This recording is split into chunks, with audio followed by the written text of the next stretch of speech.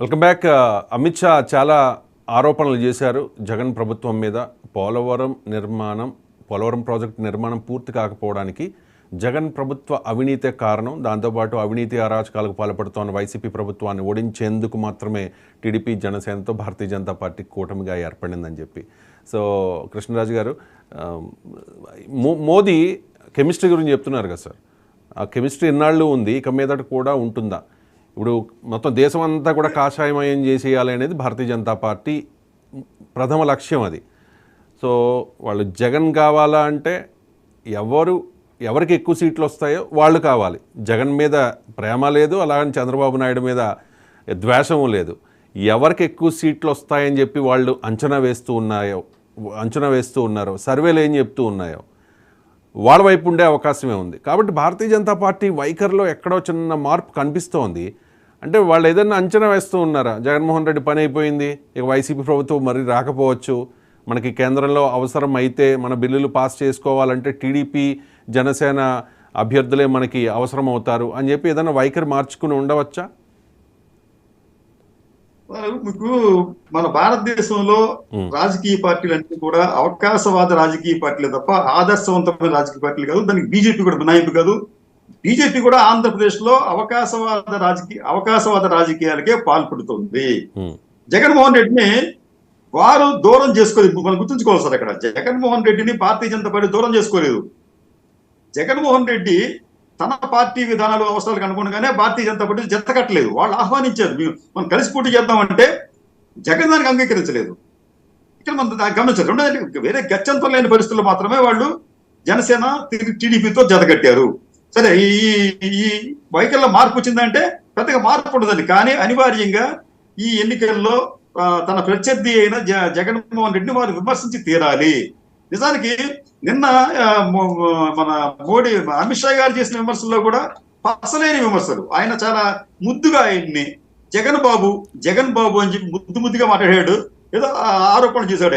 ఆయన చేసిన ఆరోపణలు ఏంటండి, ఇది పోలవరం అవినీతి జాప్యం, పోలవరం జాప్యానికి కారణం అవినీతి అని చెప్పి అంటారు ఆయన.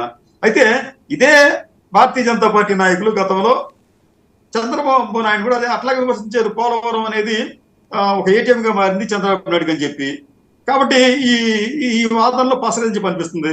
రెండోది, ఈ పొత్తుకు కారణం అంట, వారి మధ్య పొత్తుకు కారణం అంటే రాష్ట్రంలో గుండాగిరిని నేరస్తులను అరికట్టడానికి అని చెప్పి అన్నారు. నిజానికి రాష్ట్రంలో అంత అధ్వానంగా అయితే రాండాట పరిస్థితి ఏమి లేదు.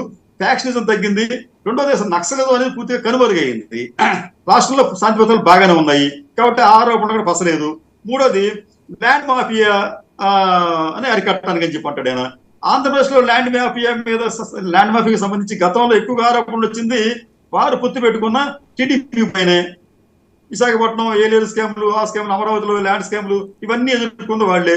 అనేక సందర్భాల్లో తెలుగుదేశం పార్టీ ఈ విధానాలకు వ్యతిరేకంగా భారతీయ జనతా పార్టీ ఆంధ్రప్రదేశ్ లో ఉద్యమాలు కూడా చేసింది, ఆందోళన చేసింది అక్కడ. అది మూడోది, తిరుమల పవిత్రతను కాపాడటానికి అని చెప్పి అంటారు. నిజానికి తిరుమల పవిత్రతకు అంత భంగం కలిగినట్టు ఈ మధ్య ఆరోపణలు రాలేదు. తిరుమలగా బాగానే ఉంది, అక్కడ ఎటువంటి ఇబ్బందులు లేకుండా అన్ని జరిగిపోతున్నాయి. నాలుగవది, ఇంకొక చీప్ అంటే ఒక చీప్ క్రిటిసిజం ఏంటంటే, మేము జగన్మోహన్ రెడ్డిని రామ జన్మభూమి విగ్రహ ప్రతిష్టకి మేము ఆహ్వానించాము, ఆయన రాలేదని చెప్పి అంటాడు ఆయన.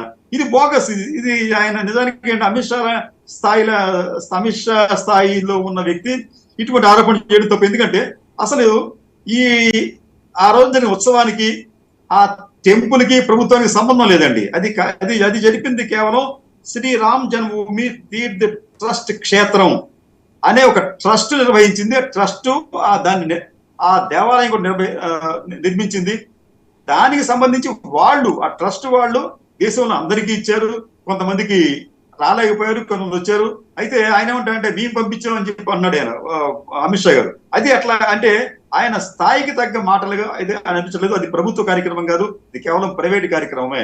ఇలాగే చూస్తా ఉన్నట్టే ఏదో ఆయన మొక్కుబడిగా అనాలి కాబట్టి అంటున్నారు తప్ప వారికి ఏ కోసానా కూడా జగన్మోహన్ రెడ్డిని దూరం చేసుకునే అవకాశం లేదు. రేపు ఎన్నికల్లో ఏమైనా జరగచ్చు. ఇప్పుడు తెలుగుదేశం కూటమి కాదు, రేపు వైసీపీ కూడా అధికారంలో రావచ్చు, లేకపోతే ఇది ఇతరత్ర అంశాల్లో వైసీపీ బలంగా ఉండొచ్చు. కాబట్టి దాన్ని ఎందుకు పోగొట్టుకుంటారు? వాళ్ళు పోగొట్టుకునే అవకాశం అయితే ఉండదండి. రేపు మోడీ గారు వచ్చినప్పుడు కూడా ఇటువంటి ఆరోపణలు చేస్తారు తప్ప అంతకు మించి ఏమి చేయరు. నిజంగా అంత అవినీతి ఉంటే వాళ్ళు ఈ పార్టీకి అక్కడ ఒక దాని మీద వాళ్ళు ఏదైనా యాక్షన్ తీసుకునే వాళ్ళు కూడా. Right sir. నెంబర్ 2 ఇన్ని ఆరోపణలు చేశారు. నెంబర్ 1 చేయరని ఏమన్నా గ్యారంటీ ఉందా? నెంబర్ 2 అమిత్ షా పార్టీలో ఇవన్నీ కూడా పసలేని ఆరోపణలు చేయటం అంటే కంటితురుపు ఆరోపణలు, మిత్రధర్మం పాటించి పొత్తు ధర్మం పాటించి ఆరోపణలు చేయాలి తప్పదండి. ఇప్పుడు మీకు ఒక సభ రక్తి కట్టాలి అంటే మీకు ఏం చేయాలి? అయినా ఇప్పుడు నిన్న అమిత్ షా గారి సభ రక్తి ఎందుకు కట్టింది? ఆయన జగన్మోహన్ రెడ్డి మీద ఆరోపణ చేశారు కాబట్టి. కానీ అంతకుముందు పిఠాపురం జరిగిన సభలో మోడీ గారు ఏమనలేదు కాబట్టి అది పేలవంగా వెలవెలబోయిందని చెప్పి ఆరోపణలు వచ్చినాయి. రైట్. ఇవాళ ఇప్పుడు